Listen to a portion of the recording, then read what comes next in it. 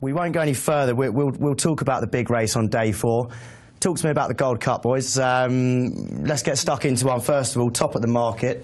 Nicky's given his word on him. Bobsworth. The equine cash machine. The equine cash machine, Bobsworth. You can't get away from five at Cheltenham, unbeaten. Last year's winner. You know, he has every right to be top of the market, and I think it is going to be this year the top 2 in the betting going for the win. I can't see anything else bar Bobsworth or Silviniaco Conti winning the race. And obviously the big question differs. For last year, if Silviniaco Conti would have stood up, would he have beaten Bobsworth? Would Bobsworth have still won? Who knows? I mean, that is the question that I do continually pose to people when they talk about the Bobsworth versus Silviniaco Conti this year. But, you know, we can't live in the past. We can't look at that form from a year ago and take too much from it. If you look at what's happened, what's developed so far this year, you know, Silviniaco Conti had a bit of a battle last time out, if you ask me, against Q Card, and whereas Bobsworth seemed to absolutely breeze up round the outside in the Lexus, didn't he? Looking at that form there, Sandy, the last 2 races that they've been involved in, would it be Bobsworth for you?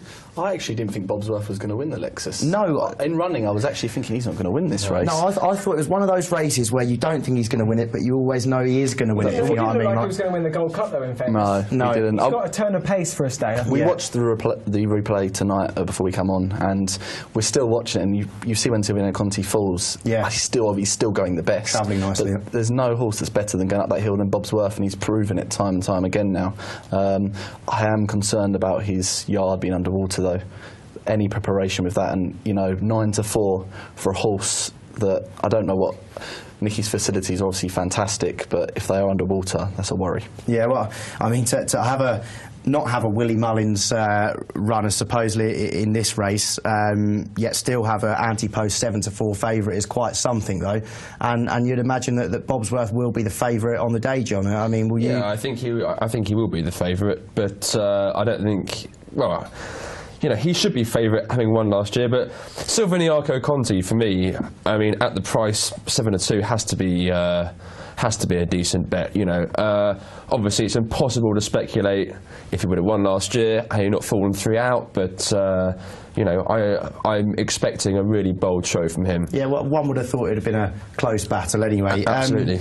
The third down on the list at the moment there is one that, you know, might be slightly dubious, is the Philip Fenton last instalment. Could you go about backing that with what's happening? Obviously he ran a nice race last weekend and won very well there. You know, slightly unsurprisingly, arguably, as the second string for Gigginstown. Could you go about backing that, Adam? For me personally, no, I couldn't. Not just, you know, he's come back from a long layoff, and everyone talks about the bounce factor after, you know, he had his first one back and he had a nice comeback, and then he won last time. He won, you know, let's be honest, he won comfortably last time. Yeah. But could I? No, it's Cheltenham. For me, it's Cheltenham form in the Gold Cup. Obviously, Bobsworth's solid. 5 out of 5. He stays all day. You know, it's a real slog getting up that hill. That extra 2 furlongs is a real slog, and I'm just not sure about last instalment. There's a question mark for last instalment straight away. We just don't know at this stage what's going to happen. Obviously, more will come out over the next couple of weeks of the yard. We've got to touch on Q Card because he won the Betfair Chase. So impressive. And obviously in the King George, he just faltered late on when Silviniaco Conti went past. For me, he stays, Q Card. Really? Really? He stays. I believe he stays, and I think he's going to go really close this year, Q Card. You say really? You're shocked. You're shocked, John. We'll come back to you again there, Sandy, to fight your corner, fight the Q Card corner. But John, you really? Q Card staying? Well, you know. Yeah, well, he stayed in the Betfair Chase, but I think this is a different kettle of fish. I think, you know, to get up that hill a bit further in distance, I think you need to stay a bit better than he stayed. I mean, for me, I just think he'll have his work cut out, and you know, yeah, wouldn't be for me. He went out like a light in the King George, didn't he? Sorry? He went out like a light in the King George. Oh, absolutely, yeah. Silviniaco Conti just outstayed him fair and square. He did on that occasion, but I believe that Q Card's. I believe he stays. For me, if it was Silviniaco Conti was staying on strongly, I don't think he went out like a light.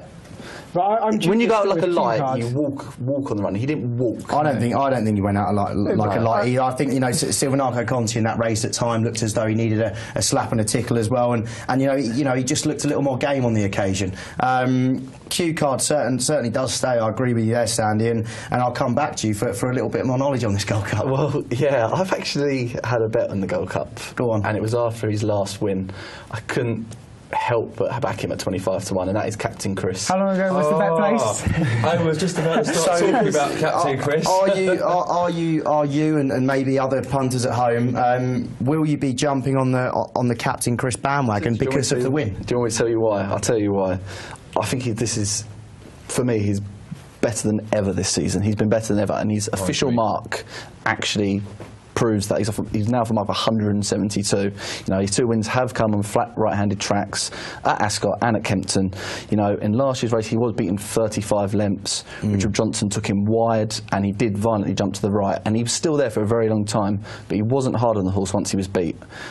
I watched the replay, and he wasn't hard on him. He was obviously never going to win the race. He just jumped so poorly. I'm just begging Richard Johnson gets him on that inside rail, like he does when he goes right-handed at Kempton Ascot.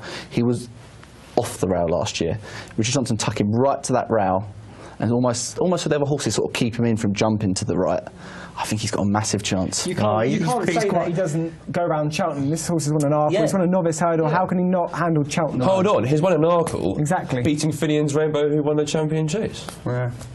I think 25-1. So we're all now getting on board, are we? Well, no. Okay, the pundits. All right, thank you very much. Obviously, our panel there seem to be getting on the board with Captain Chris. Well, first things first, Sandy, you've been put in your place well and truly by one of our tweeters. Anthony Amatos tweeted in just to say, what are you talking about? No way. Haydock is not Cheltenham. You're clueless, basically, Sandy, which we already knew. I've got Nigel Pugh, I've got Lee Ball, I've got, Tom Clean, all saying they're on Bobsworth at various prices. One of you's on at 5-1. I don't know when you took that, but you're a braver man than me, because I've obviously neglected to keep an eye on the prices. Keep your best bets for the festival coming in. I've had Andy Hill tell me that Corin Wood is going to win the RSA, which is quite a popular bet as well. I'll hand you back over to Tom. Now, I don't know if you saw that, but Sam Boswell was magically replaced with a dark horse. If you've got a dark horse for the Cheltenham Gold Cup, an outside bet, let us know. As Sam says, send him a tweet over there, and we'd love to read your views out. I'm going to ship over to Adam Ward for a little bit more of an eye-opener on this Gold Cup. Adam. I think, the top 2 in the betting will be first and second, in my opinion. If they jump around, they're safe, that's fine. But I think there's definitely value to be had for this 3rd place. Like Sandy says, Captain Chris, 25s. But you can not ignore the Giant Bolster, who came back to form last time in the Argento Chase. This horse was 4th in the Gold Cup last year, despite he probably hit every fence, but he was still there at the bottom of the hill. He's in front of Bobsworth turning for home, and the year before that he was only beaten by the brilliance of McCoy on Synchronised. I believe last time was his Gold Cup.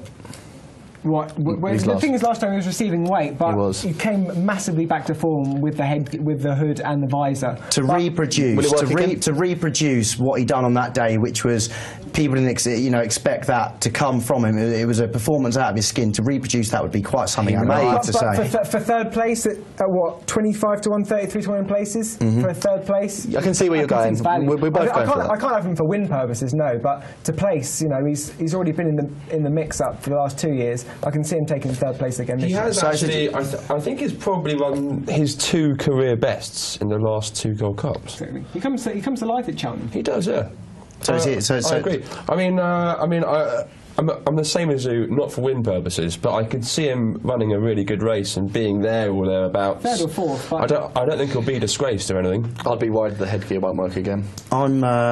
I'm just looking down. Cynical, though, aren't you? I am. It's very You worried it won't? I'm worried. Why? What's the worry? The trainer Bridgewater's always been in his camp, hasn't he? He's always been, this is a Gold Cup horse, He's, in fair play last time, he's got his credentials to run in the race again. All right, so, we're hearing big things, the Giant Bolster. Maybe if you can just give our viewers at home your quick overall selections for the Gold Cup, please, Adam. I think obviously for win purposes Bobsworth will win the Gold Cup, but for an each way bet the Giant Bolster. So Bobsworth and the Giant Bolster each way. Sandy? I'd say it's between the top two, but I have had a bet on Captain Chris for them each way purposes. So a Captain Chris each way bet for you. And yourself, John? Not much between the main protagonists, but for me, Silviniaco Conti and Captain Chris each way. And Captain Chris each way too. Well, I'm also in the Silviniaco Conti group.